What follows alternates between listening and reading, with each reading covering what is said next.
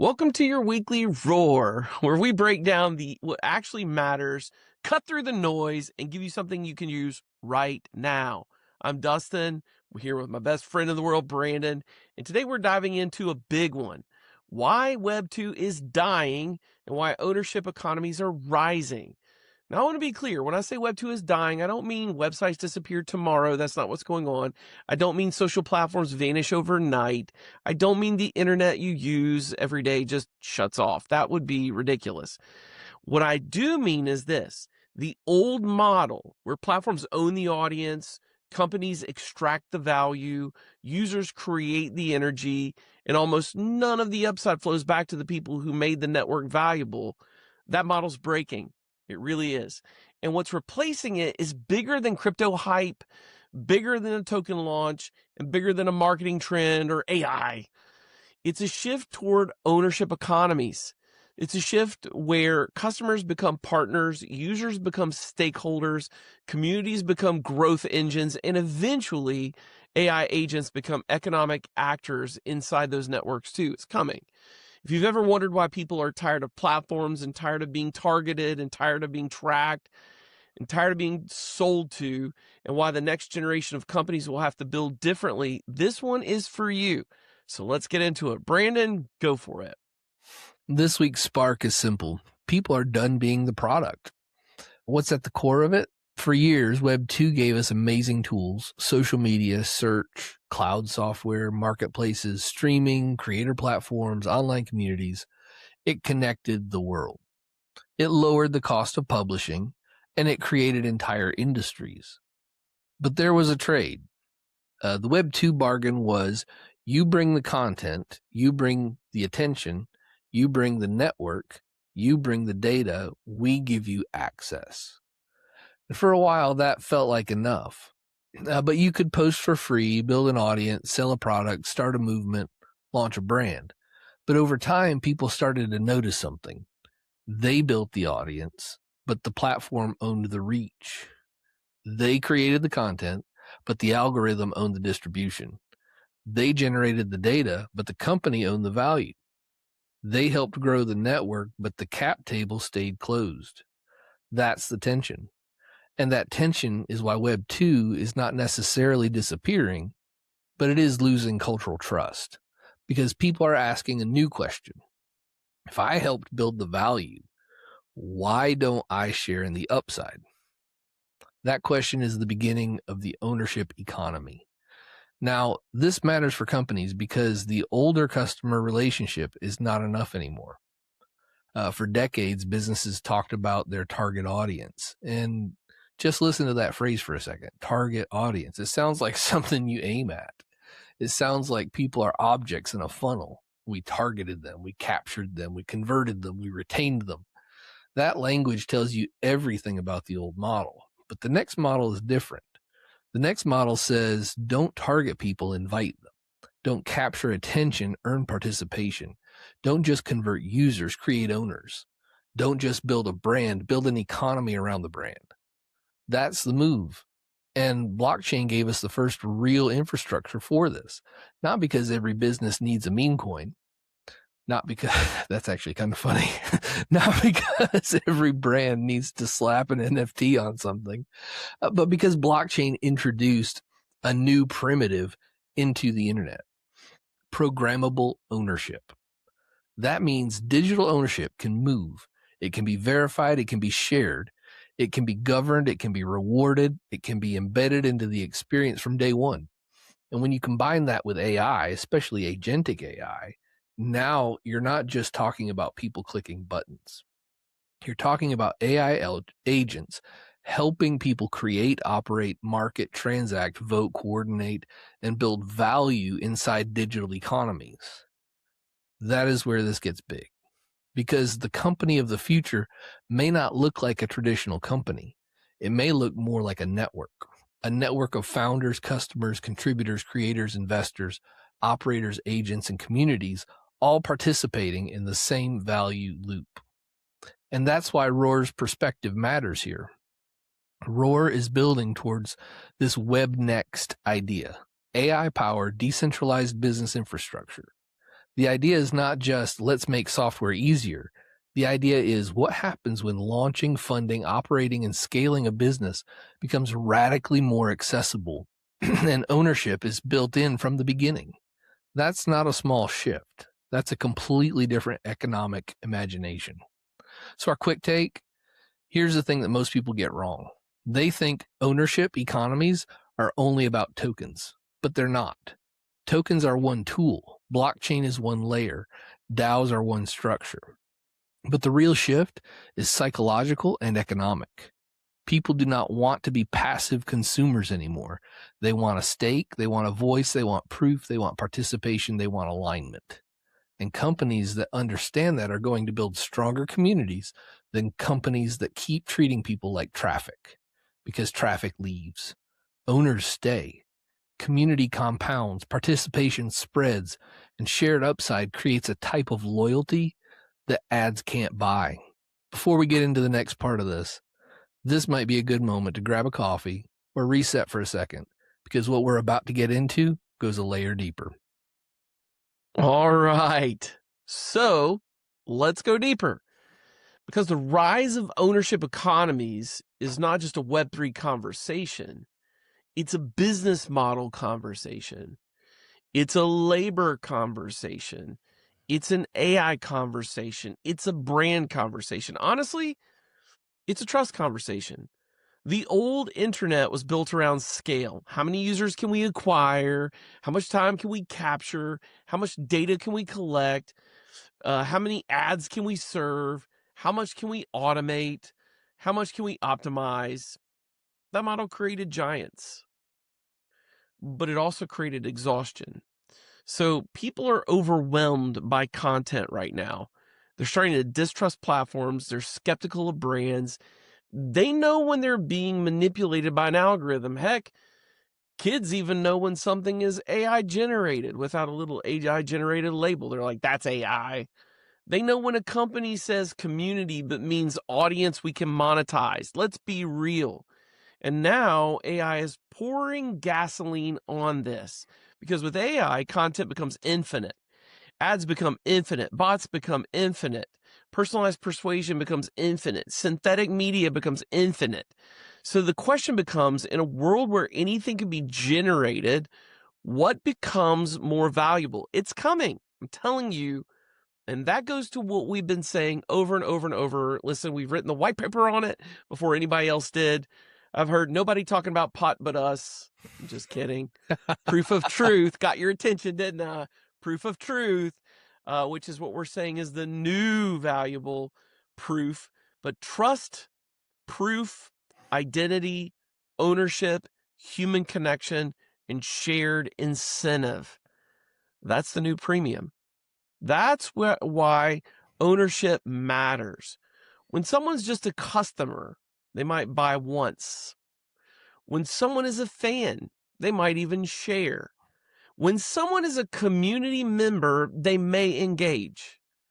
But when someone's an owner, contributor, or economic participant, their relationship to the brand changes entirely. They're no longer outside the company looking in. They're a part of the value creation loop.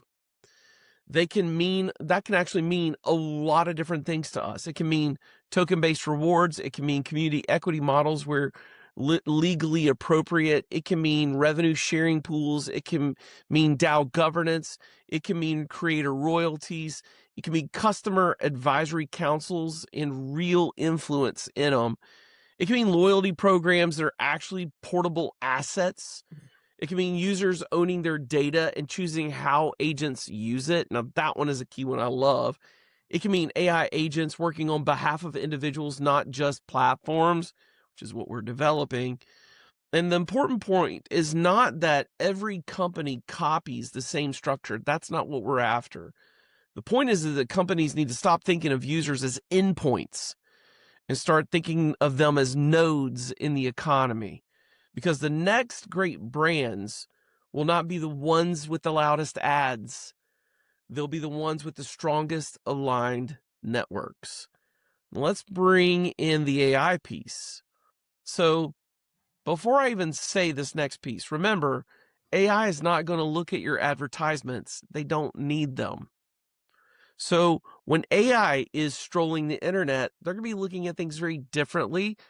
And believe me, Google's already scared to death of what that means for the death of advertisements.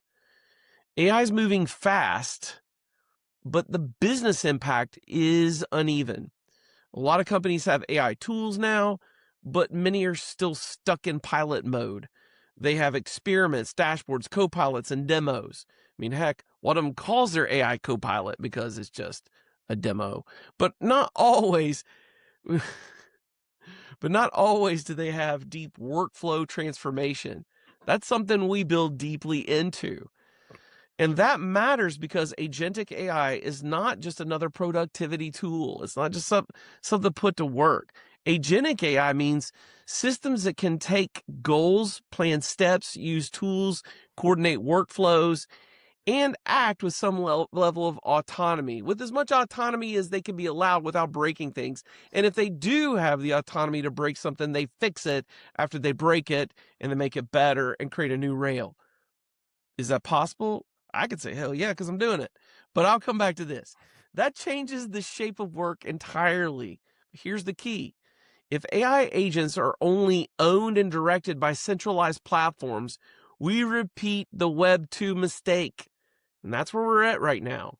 We really are repeating a Web2 mistake by giving the new big players all the chips, whether it's your Claude or your OpenAI or even your Grok. So if AI agents are controlled only by those centralized platforms, well, there's a Web3 problem, ready for the making. I mean, honestly, that's centralized. Centralized is a big no-no for us. Even in our own, politic, we want to have it decentralized. We get a future where a handful of platforms control the agents, the data, the rails, the distribution, and the economic upside. And listen, they act like they're playing with everyone because they're open source, but what they're really doing is they're data grabbing and extracting at a massive level all the value they can before they lock you out. That's not liberation. That is Web 2 with smarter machines. The better future is different. The better future is where individuals and companies can deploy agents that work for them, represent them, protect their data, negotiate for them, help them build, help them earn, help them govern, and help them participate in digital economies. I can say that because at this moment, I run up to, ready for this, 90 to 200 agents daily in all those ways. That's why ownership economies matter so much for the agentic future. Because agents need identity, agents need permissions, agents need wallets, agents need reputation, agents need rules, agents need access to economic networks. And before I even say this next piece, agents are not creative apart from oracles, and those oracles must and always will be human. Blockchain is one of the clearest ways to give digital actors a verifiable economic layer and more. Again, not hype, not hype. We're talking about infrastructure, infra. An agent can help launch a business, and it needs to know really who owns what, who has permission to do what, where does value flow, who approves changes, what is the treasury, what is the governance structure, what is the brand identity, what is the market strategy, what assets exist, what rights are attached to them. Trust me, I know this one because I built it. That is why the combination of AI and blockchain keeps coming back. AI creates acceleration. Blockchain creates verification and ownership, proof of truth, a centralized moment in time, a locking in of rails, a locking in of rules that exist ledgerized with decentralized agreement on that truth. Very important. AI can go accelerate even more, but blockchain will always verify and own. Together, they create the foundation for a new kind of business system. And this is where Roar and BizMbox, as well as a number of other things you ain't heard about that we're already building, like our agentic launchpad, fit into the conversation. The promise of business in a box is not just that someone can launch a digital business faster for perspective. The bigger promise is that the rails of entrepreneurship become more accessible to everyone. We're removing every bit of the friction we can so that you're not having to go and find, how do I sign up for an LLC in Wyoming? What's the best state or country to do it in? How do I set up a DAO? How do I do all the infrastructure? How do I, what chain's the best? How do you do the smart contracts? What templates should I trust? Are there bugs in this thing? All of it and more. Brand identity, market strategy, DAO deployment, treasury systems, tokenization, visibility, funding, growth, infrastructure. These pieces start to come together into something that a founder, creator, local operator, or community can actually use and make it all the way to a platform that can get them funded in minutes. That spreads economic opportunity outward to the fringes, and that's the goal. I've done a lot of work in a lot of different countries, Asia, Africa, Latin America. And I've done a lot of work in places where people can't get access to resources, funding, finance, capital, or even structure for business. And we're just removing all of those, all that friction, all those problems, all those barriers, and bringing it to everyone at fractions of pennies. So as that economic opportunity spreads outward, that means this fringes piece is taken care of. Because in the old economy, access was concentrated. You needed capital, you needed technical teams, you needed legal structure, you needed distribution, you needed gatekeepers, you needed a network, you needed permission. But in the ownership economy, the goal is to push more of those tools to the edge. So let's get this straight. It's going to go to the solo builder. It's going to go to the local business. It's going to go to the creator. It's going to go to the community organizer. It's going to go to the niche expert. That's you. It's going to go to the group of people who see an opportunity before the institutions do. How many times have you had that happen in your life where you saw something, you didn't know what to do next, you had no help, and someone else bigger and stronger with more money got there faster, and you never made it to the Shark Tank? That's where explosive social impact can actually happen. Not because everybody becomes a billionaire. That's not the point. Maybe it is for you. But the point is for us that more people can participate in value creation earlier, more transparently, and with more upside than they had before. We're removing the barriers that stopped us along the way. That's a healthier economy. That's a more distributed community or economy. That's a more resilient economy. So here's our hot seat question for this podcast. This is the question you got to ask yourself. Is your company building an audience or is it building an economy? Because those are not the same thing. An audience listens, an economy participates. An audience can be rented from a platform. An economy has internal energy. An audience waits for content. An economy creates value. An audience is measured in impressions. An economy is measured in contribution, trust, ownership, and compounding growth.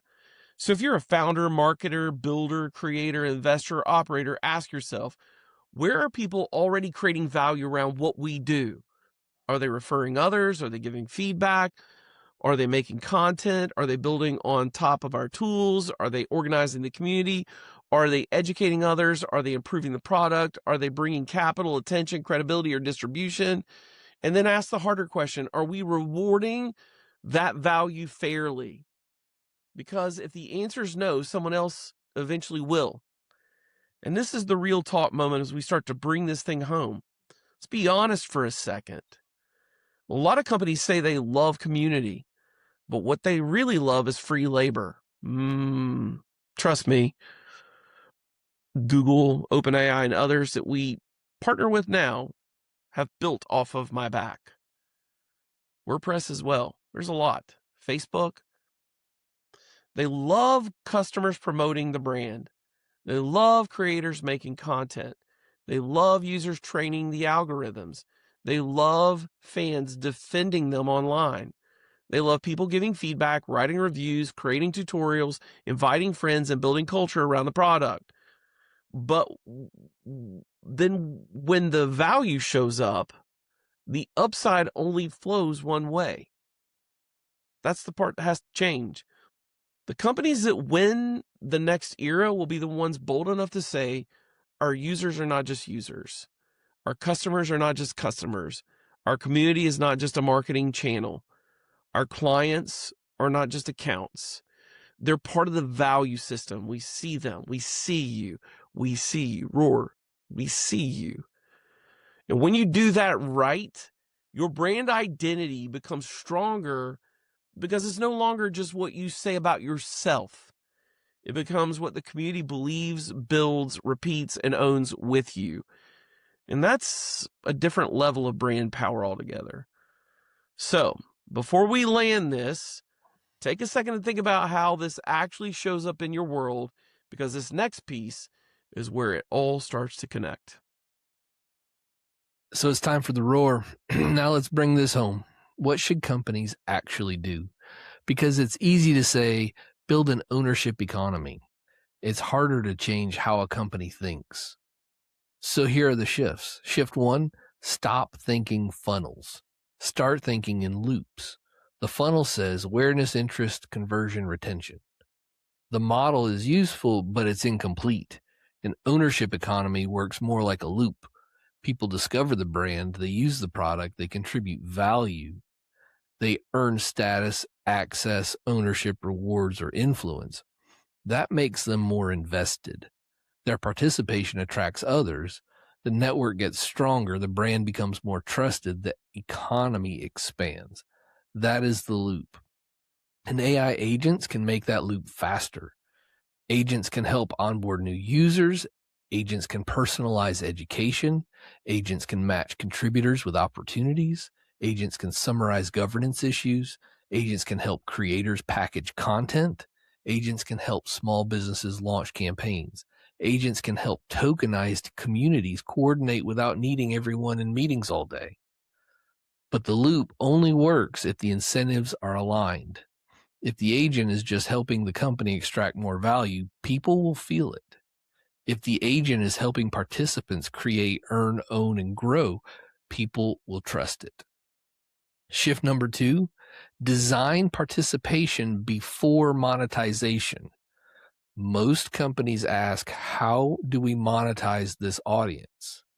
The better question is, how do we make participation valuable? Because if participation is valuable, monetization becomes healthier. Think about it. What if your best customers could become verified ambassadors? What if your early users could receive governance rights over certain product decisions? What if your creators could earn from the growth they helped generate? What if your clients could participate in innovation councils that actually shape the roadmap?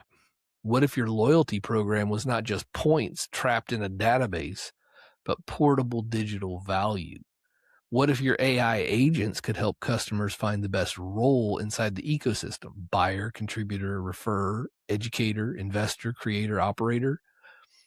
That is a very different way to think about growth. You are not extracting attention.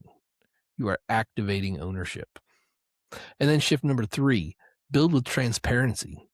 Ownership economies collapse without trust. If people are going to participate, they need to understand the rules. What do they own?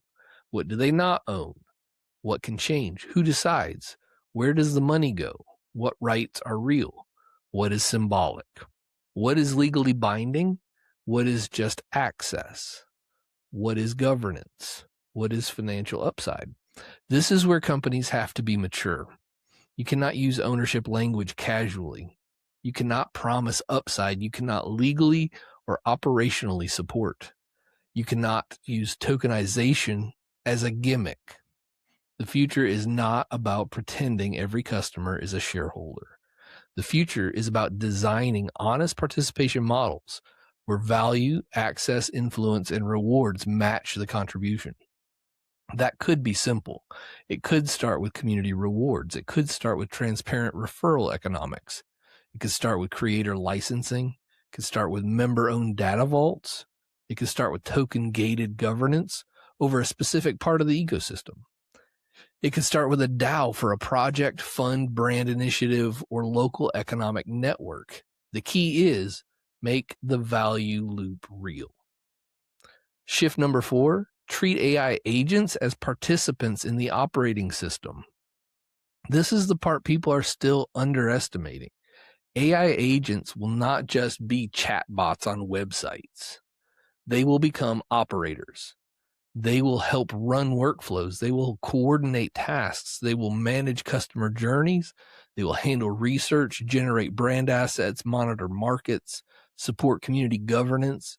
They will help founders build faster. But the question is, who do these agents serve? Do they serve the platform, the company, the customer, community, the owner? In Web 2, most intelligence served the platform. Recommendation engines serve platform engagement. Ad systems serve platform monetization.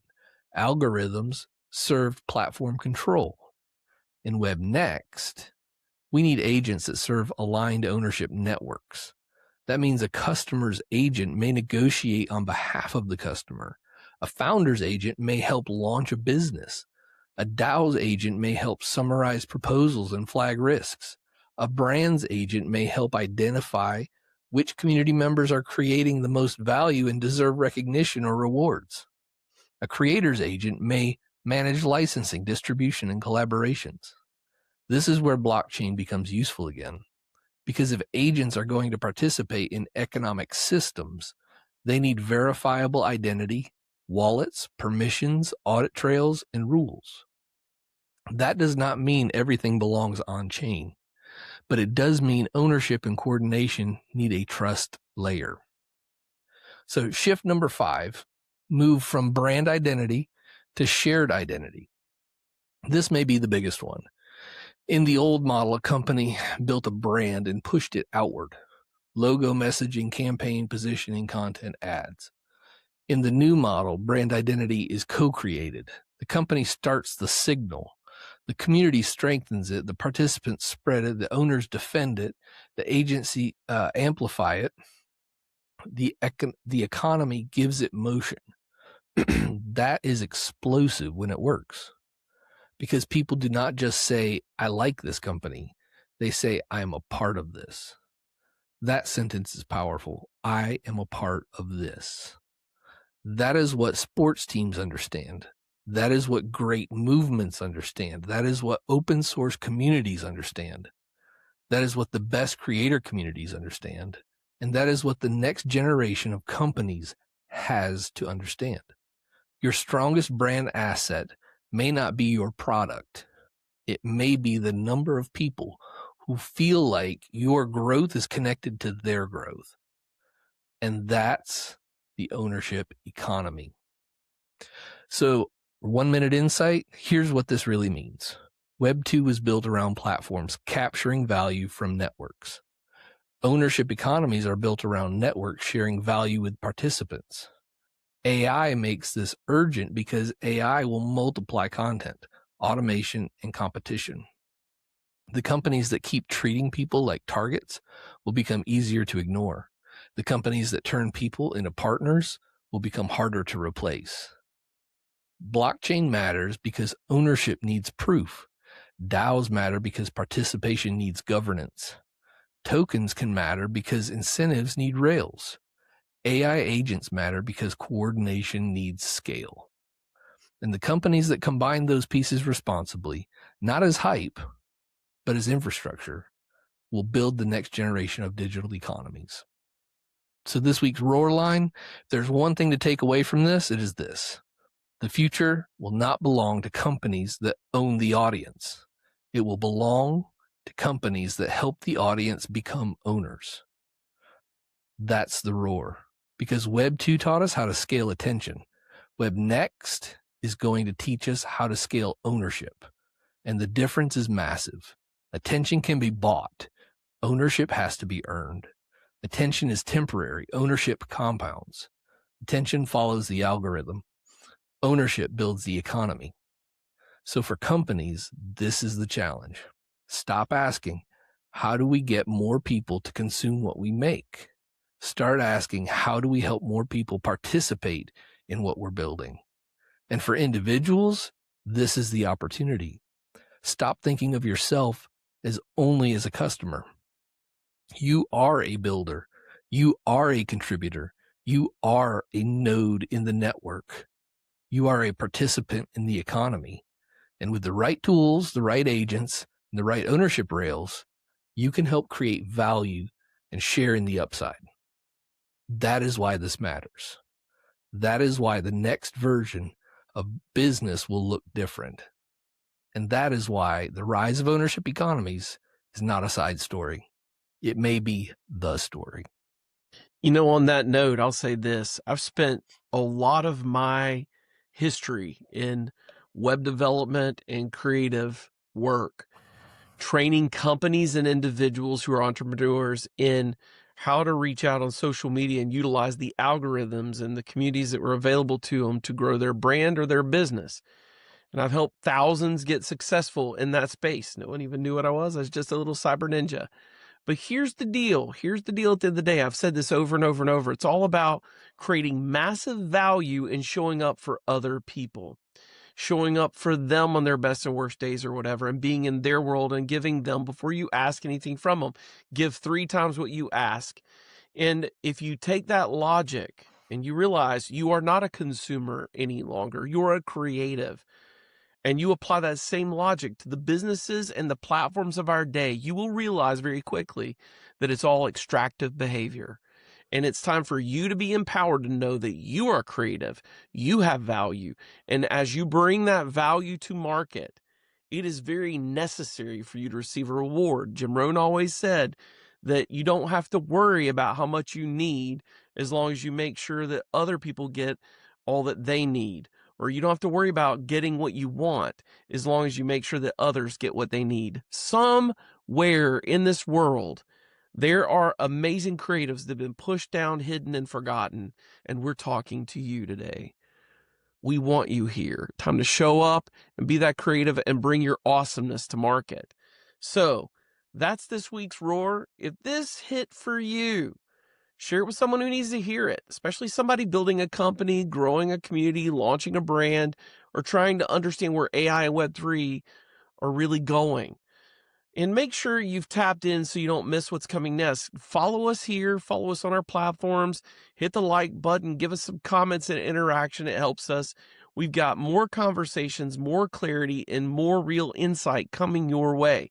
Be sure to follow our show on the platform where you found us. And if you like our podcast, rate and review it. It helps the value as well as the algorithms that make it easier for us to be found. We need your help on that. We will always ask. So share this, share this, share this. And until next time, stay sharp, stay curious, and keep moving forward. This is your weekly Roar. Bye, y'all. Thanks, everybody. Take care.